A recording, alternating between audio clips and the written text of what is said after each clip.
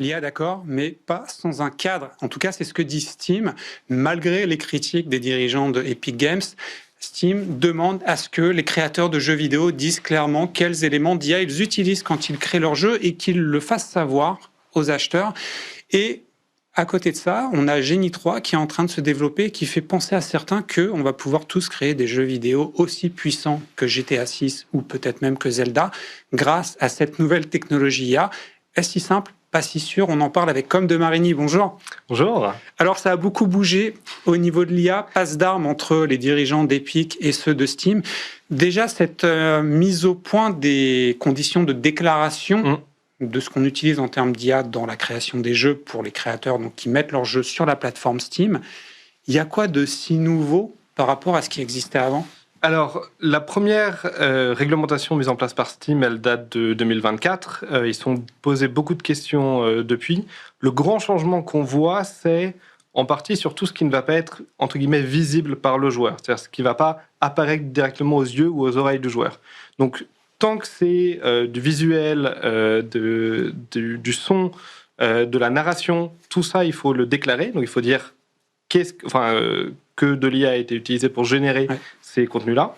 À l'inverse, si c'est quelque chose d'invisible, donc si c'est du code, si c'est, alors c'est pas très clair, mais par exemple des animations, là, pas forcément besoin de le déclarer. Et si on se parle d'utiliser de l'IA générative pour répondre à ces mails d'éditeurs, bon, bah ça, c'est même pas la peine d'en parler. Donc ça fait penser à une controverse autour de Clair Obscur Expedition 33 qui a perdu son titre de meilleur jeu au Game Indie Absolument. Awards. Là, c'était... En gros, les développeurs de Clair Obscur avaient dit on a testé l'IA et finalement, cet élément IA a été retiré du jeu final. Malgré tout, ils ont été disqualifiés. Est-ce qu'on était dans une réaction raisonnable des games indie? On va dire que c'était un peu un coup de pub. C'était un peu un coup très médiatique parce que donc, ce qui s'est passé pour Sandfall, les développeurs de Clair Obscur, c'est que évidemment ils ont fait plein de prototypes, de placeholders pendant la pré-production, ce qui aujourd'hui arrive quasiment tout le temps. Et deux images ou une image avait passé le filtre et était encore visible. Dans la première version. Exactement, dans la première version du jeu, ça a été retiré très vite. Donc, les Indie Game Awards ont dit, en fait, toute utilisation de l'IA est proscrite, exactement, donc on va totalement annuler la participation de Clair Obscur et lui retirer son titre. Alors, c'est un titre secondaire, c'est pas le titre de Game of the Year, mais ce qu'il faut voir aussi, c'est que c'est les Indie Game Awards. On sait que les studios et les jeux indépendants ont en général beaucoup moins de budget que les vrais jeux. Enfin, les jeux AA et AAA, pardon. Ils pourraient avoir recours à l'IA exactement, pour c'est ceux économiser qui leurs vont coûts. le plus profiter des accélérations de l'IA pour créer des choses nouvelles, créer des choses innovantes. Et donc, que les Indie Game Awards coupent totalement ceci d'une manière très politique, je pense que dans quelques années, ils vont revenir en arrière dessus. Alors, le point positif dans l'histoire, c'est que Blueprints, un autre très bon jeu, a été primé. On va essayer d'y voir du positif. Il y a quelque chose qui pourrait faire bouger peut-être les Indie Game Awards, c'est Genie 3, qui là, en fait, a fait naître des rumeurs comme quoi on pourrait créer le prochain GTA intégralement avec l'IA. Au final, Genie 3, concrètement, vous qui connaissez, ça permet quoi par rapport à la création d'un jeu ? De manière très brute, Genie 3, c'est un flux prédictif de pixels.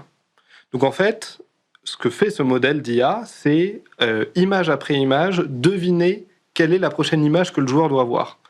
Donc ça n'a rien à voir avec un jeu vidéo, ça n'a rien à voir avec un monde en 3D, de la narration, des interactions et des boucles de gameplay. Exactement, ce n'est pas un moteur de jeu. Ce n'est pas des assets 3D, c'est un flux de pixels.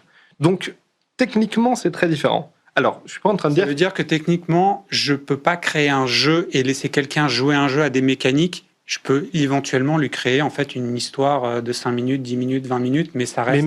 Mais même pas. Je peux créer un ersatz de gameplay, je peux créer une illusion d'un jeu, mais c'est pas un jeu en tant que tel.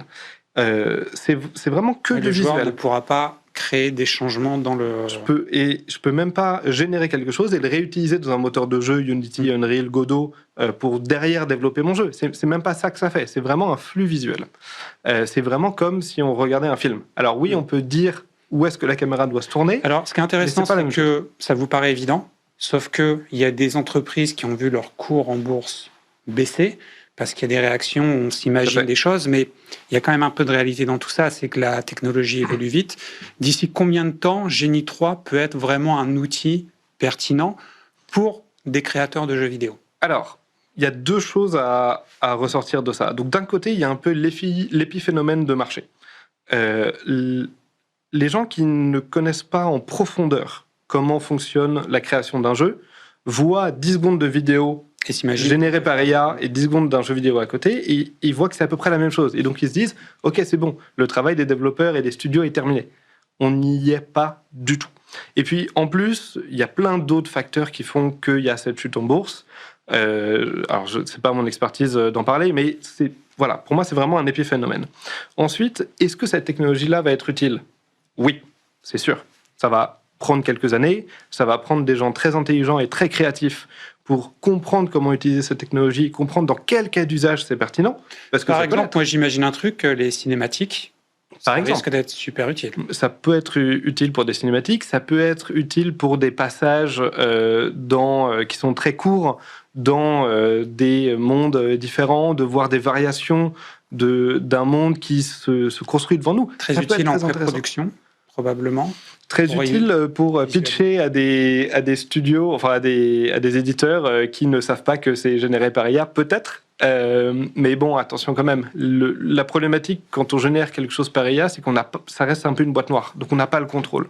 Et donc l'IA fait très vite quelque chose de très beau en 10 secondes, mais après le refaire avec un jeu de 50 heures si facilement que ça. Exactement. Merci beaucoup, Com, pour cet éclairage qui est indispensable, parce qu'on fantasme beaucoup quand même l'IA et ce qu'elle va nous permettre de faire.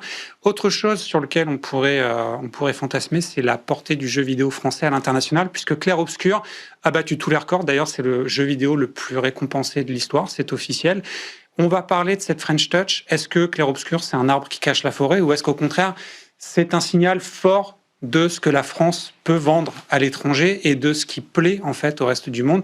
Est-ce que le reste du monde envie les jeux vidéo français? On va en parler avec Denis Massélia, député grand défenseur du jeu vidéo, Guilherme Lachaud de Gameloft et Olivier Mocco, un grand observateur aussi du monde du jeu vidéo, le président de l'Observatoire européen justement du jeu vidéo.